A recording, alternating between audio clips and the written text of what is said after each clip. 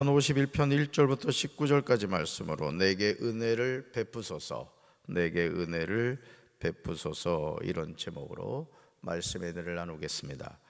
사람이 강한 것처럼 보이지만 약합니다. 오죽하면 욥기 25장에서 욥의 친구인 빌닷은 자신의 세 번째 말에서 다음과 같이 탄식하죠.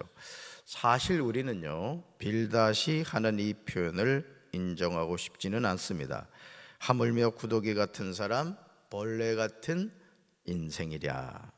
빌닷은 우리의 인생을 구더기 같은 사람이라고 합니다. 벌레 같은 인생이라고 합니다. 우리는 빌닷이 하는 말을 인정하지 않을 수 없습니다. 우리는 결국 구더기의 밥이 되고 맙니다. 우리 코끝에서 호흡이 사라지는 순간부터 벌레의 먹이가 되고 맙니다. 그러므로 우리는 고린도전서 10장 12절에서 사도 바울이 하는 말을 명심해야 합니다. 우리가 대단한 존재인 것 같지만 우리는 심히 연약합니다. 사람이 넘어지는 것은 한순간의 일이죠. 말씀 같이 읽습니다. 그런즉 선줄로 생각하는 자는 넘어질까 조심하라. 아멘. 사랑하는 성도 여러분, 서 있다고 생각하는 사람은 뭐 하지 않도록 조심해야 된다?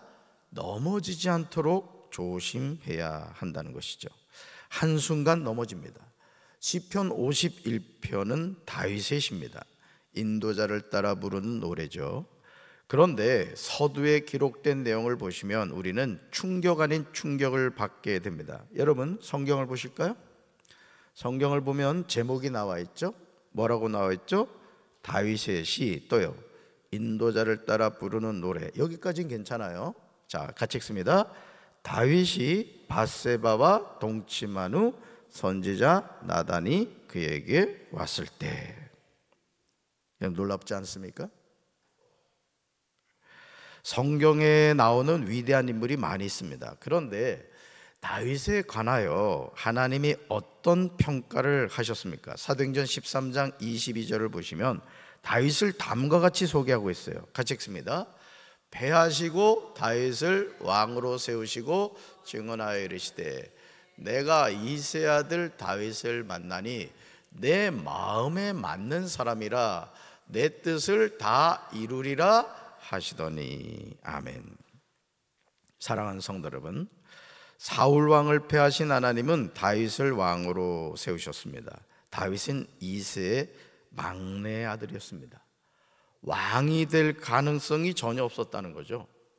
여러분, 보통요, 이 왕권도 그렇고 또 우리나라도 그렇습니다만은 부모님이 예전에는 누구한테 유산을 가장 많이 물려줬어요? 큰아들한테 사실 유산을 가장 많이 물려줬죠. 그래서 큰아들은 아버지 대신이다, 이런 이제 생각이 있었습니다만은 이 왕권 같은 경우도 특별한 일이 없으면 거의 사실은 큰아들한테 갔죠. 그런데 다윗은 사울 왕의 아들도 아니잖아요. 근데 왕이 될 가능성이 있었다 없었다? 전혀 없었어요. 그러나 하나님이 다윗을 지명하여 세우셨습니다. 그러시면서 다윗을 만나니 내 마음에 맞는 사람이라고 하십니다. 얼마나 놀라운 하나님의 칭찬입니까? 하나님은 다윗에 관하여 이렇게 말씀하시면서 다윗을 통하여 내 뜻을 이루리라, 다 이루리라, 이렇게 말씀하세요. 성경 어디에도 한 사람에 관하여 하나님이 이렇게 평가를 한 사람은 없습니다. 다윗은 하나님이 인정한 사람입니다. 그런데 시편 51편은 우리에게 충격을 주죠. 사울 왕을 이어서 하나님의 은혜로 왕이 된 다윗이 햇사람 우리아의 아내인 밧세바와 동침을 합니다. 심지어 요압을 통하여 밧세바의 남편인 우리아를 맹렬한 싸움에 앞세워 두고 맞아 죽게 한 거예요. 아주 계획적으로 요압 군대 장관에게 편지를 보내가지고 이 우리아가 맞아 죽게 하라고 합니다. 맞아 죽게 하라고. 여러분, 한 나라의 왕으로서 장수를 보호하고 지켜줘야 될 왕이 적군에게서 맞아 죽게 한다는 게 이게 말이 됩니까? 그런데 더욱 우리를 놀라게 하는 점은요, 선지자 나단이 다윗에게 와서 비유를 통하여 꾸짖기 전에 다윗은 자신이 죄를 짓고 있다는 사실을 전혀 깨닫지 못했다는 거예요.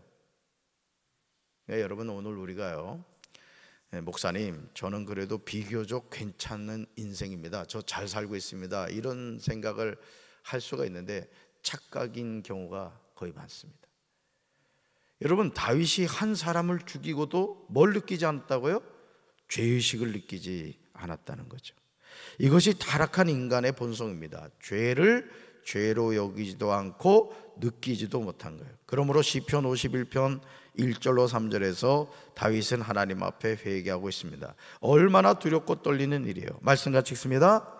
하나님이여, 주의 인자를 따라 내게 은혜를 베푸시며 주의 많은 긍휼을 따라 내 죄악을 지워주소서. 나의 죄악을 맑게 씻으시며 나의 죄를 깨끗이 제하소서. 무릇 나는 내 죄가를 아오니 내 죄가 항상 내 앞에 있나이다. 아멘. 다윗은 지금 주의 인자를 따라 내게 은혜를 베풀어 달라고 간청합니다. 주의 많은 긍휼을 따라 내 죄악을 지워달라고 간구합니다. 나의 죄악을 맑게 씻어달라고 합니다. 나의 죄를 깨끗이 제하여 달라고 합니다. 그러면서 무릇 나는 내 죄가를 안다고 합니다. 내 죄가 항상 내 앞에 있다고 고백합니다. 이것이 다윗의 실상이었습니다. 근데 언제 깨닫게 되었다고요? 선지자 나단이 와서 다윗의 죄를 깨닫게 해줬을 때. 당신이 죄인입니다. 당신이 한 사람을 죽였고 한 가정을 파괴했습니다. 이걸 이야기해 줬을 때 깨닫게 된 거죠. 사랑하는 성도 여러분, 이 세상에서 죄인 아닌 사람이 없습니다. 사람은 누구나 죄인으로 태어나서 죄인으로 살다가 죄인으로 죽습니다. 다윗이 자신의 죄를 회개하면서 깨닫게 된 영적인 사실이 바로 이것입니다. 시편 51편 5절에서 이 사실을 고백하죠. 다윗이 깨달은 중요한 영적인 비밀이 무엇입니까? 5절 같이 읽습니다. 내가 죄악 중에 출생하였으며 어머니가 죄 중에 나를 잉태하였나이다. 아멘. 다윗은 자신이 태어날 때부터 죄인이었으며 어머니가 자신을 뵌 순간부터 죄성을 지니고 있었음을 고백합니다. 그렇다면 이런 죄인으로 태어난 우리가 해야 하는 일은 무엇일까요? 죄는 인간 스스로의 힘으로는 해결할 수 없습니다. 이 세상에서 죄를 씻을 수 있는 분은 오직 하나님이신 줄로 믿습니다. 그리고 하나님은 구세주로 아들이신 예수 그리스도를 보내주신 거예요. 그래서 이 세상에서 가장 복 있는 인생이 뭐예요? 내가 죄인임을 알고 살아가는 거예요. 아, 내가 죄인이구나. 그리고 또요, 이 죄의 문제를 어떻게 해결할 것인가? 아, 예수님이 나의 죄를 갈보리 십자가에서 완전히 해결해 주셨구나. 이걸 깨닫는 거예요. 죄인인 것을 아는 것과 그 죄를 예수님이 해결해 주셨다는 것을 깨닫고 살아가는 거예요. 할렐루야. 그러므로 시편 51편 7절에서 다윗은 진실한 마음으로 하나님께 간구합니다. 죄는 오직 하나님만이 해결해 주세요. 말씀 같이 읽습니다. 우슬초로 나를 정결케 해 주십시오.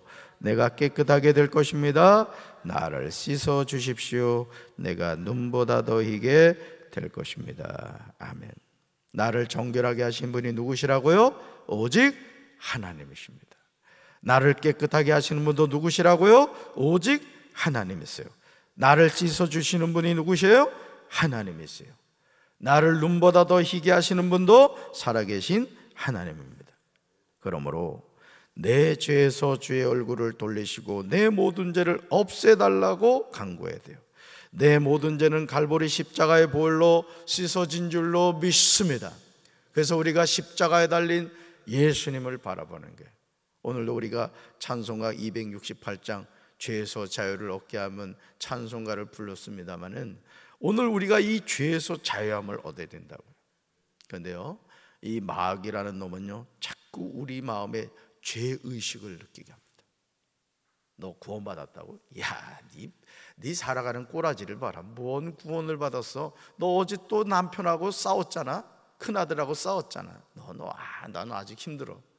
마귀는 자꾸 우리 안에서 이 어떤 죄의식, 정죄의식을 가지게 해요. 근데 예수는 우리에게 뭘 전해주세요? 죄사함의 은혜를 깨닫게 하신다. 아멘이십니까? 그러니까 여러분, 가룟 유다가 예수님을 은 30에 팔아먹고 목매달아 죽었잖아요. 그렇지만 베드로는요, 예수님을 저주하며 3번이나 부인했단 말이에요. 근데 어떻게 해요? 다구는 소리를 들고 회개하고 돌이켜 사명을 감당했잖아요. 여러분, 후회하는 인생이 되지 마시고 회개하는 인생이 되셔서 다시 일어나서 하나님께 쓰임받는 우리 성도들 되길 주님의 이름으로 축원합니다. 주님의 이름으로 축원합니다. 그러므로 이제 우리는 하나님께 간구해야 돼요. 죄를 지으면요, 성령님이 떠나세요. 두려워야 돼요. 말씀 같이 읽습니다. 하나님이여, 내 속에 정한 마음을 창조하시고 내 안에 정직한 영을 새롭게 하소서. 나를 주 앞에서 쫓아내지 마시며 주의 성령을 내게서 거두지 마소서. 주의 구원의 즐거움을 내게 회복시켜 주시고 자원하는 심령을 주사 나를 붙드소서. 아멘. 거듭 죽으세요.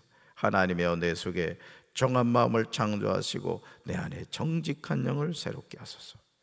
그리고요, 주의 성령을 내게서 거두지 마소서.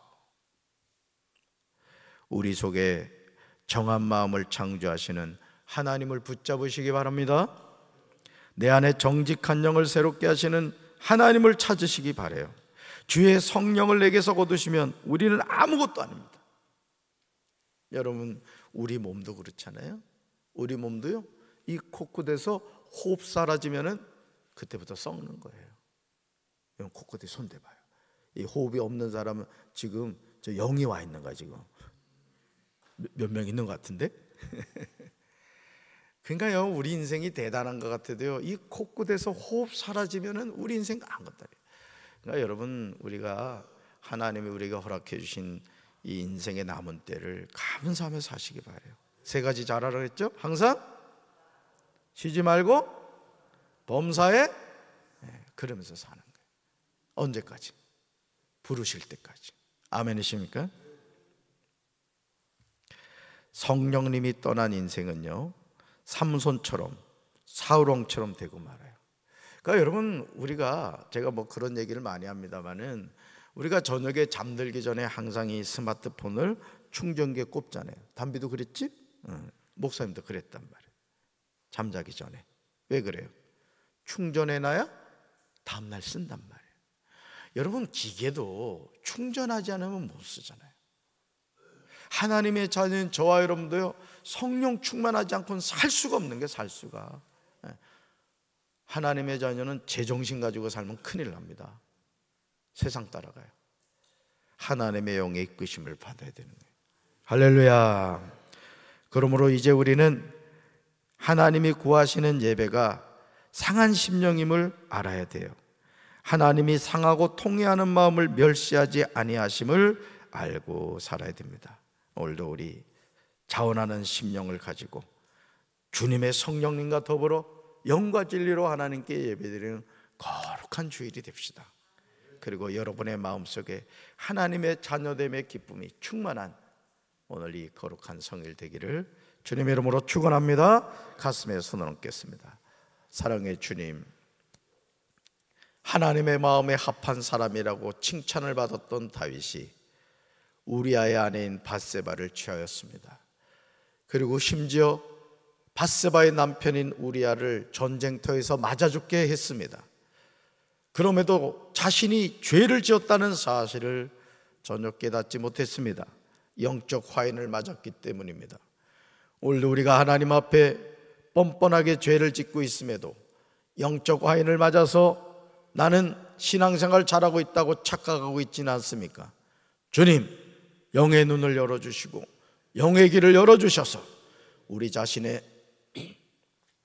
영적인 실체를 바라보게 하시고, 혹여나 하나님의 뜻과 무관한 죄 가운데 있다면 우리가 예수 그리스도의 보혈로 정결함에 씻김받아 하나님의 자녀로 살아갈 수 있도록 도와주시옵소서. 오늘도 거룩한 성일 항상 기뻐하며 쉬지 말고 기도하며 범사에 감사하며 영과 진리로 하나님께 영광 돌리는 거룩한 성일이 되게 도와 주시옵소서. 예수님 이름으로 간절히 기도합니다. 아멘.